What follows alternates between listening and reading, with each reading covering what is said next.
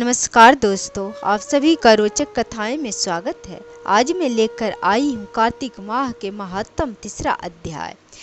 कार्तिक माह के महत्तम तीसरा अध्याय में सत्यभामा ने कहा, हे प्रभु, आप तो सभी काल में व्यापक हैं और सभी काल आपके आगे एक समान है। फिर यह कार्तिक मास ही सभी मासों में श्रेष्ठ क्यों है? आप सब तिथियों में एकादशी और सभी मासों में कार्तिक मास को ही अपना प्रिय क्यों मानते हैं? इसका कारण बताइए। भगवान श्री कृष्ण ने कहा कि हे भामिनी, तुमने बहुत अच्छा प्रश्न किया है। मैं तुम्हें इसका उत्तर देता हूँ, ध्यान पूर्वक सुनो। इसी प्रकार एक बार महाराज बेन के पुत्र राजा पृथु ने प्रश्न के उत्तर में देव ऋषि नारद से यह प्रश्न किया था और जिसका उत्तर देते हुए नारद जी ने उसे कार्तिक मास की महिमा बताते हुए कहा, हे राजन, एक समय शंख नाम का एक राक्षस बहुत बलवान एवं अत्याचारी था। उसके अत्याचारों से तीनों लोक में त्राही त्राही मच गई। उस समय उस शंखासुर ने स्वर्ग में निवास करने वाले देवताओं पर विजय प्राप्त कर लिया। इंद्र आदि देवताओं एवं लोकपालों के अधिकारों को छीन लिया।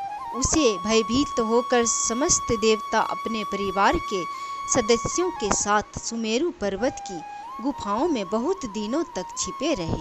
तत्पश्चात वे निश्चिंत होकर सुमेरु पर्वत की गुफाओं में ही रहने लगे।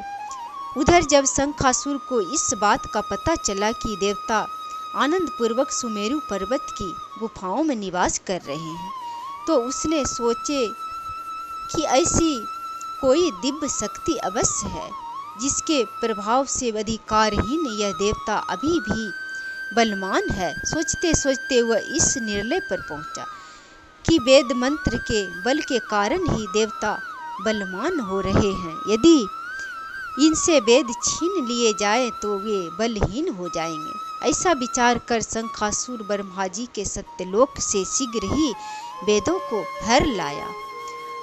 उसके द्वारा ले जाते हुए भय से उसके चंगुल से निकल भागे और जल में समा गए। शंखासुर ने वेद मंत्रों तथा बीज मंत्रों को ढूंढते हुए सागर में प्रवेश किया, परंतु न तो उसको वेद मंत्र मिले और न ही बीज मंत्र मिले। जब शंखासुर सागर से निराश होकर वापस लौटा तो उस समय ब्रह्मा जी पूजा की सामग्री लेकर सभी देवताओं के साथ भगवान विष्णु की शरण में पहुंचे और भगवान को गहरी निद्रा से जगाने के लिए गाने बजाने लगे और धूप गंध आदि से बारंबार उनका पूजन करने लगे।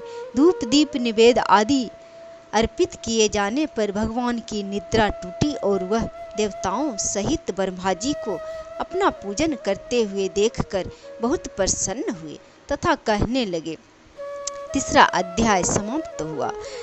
कार्तिक मास में मनुष्य को अपने शरीर पर तेल का मालिश नहीं करना चाहिए और ब्रह्मचर्य व्रत का पालन करना चाहिए।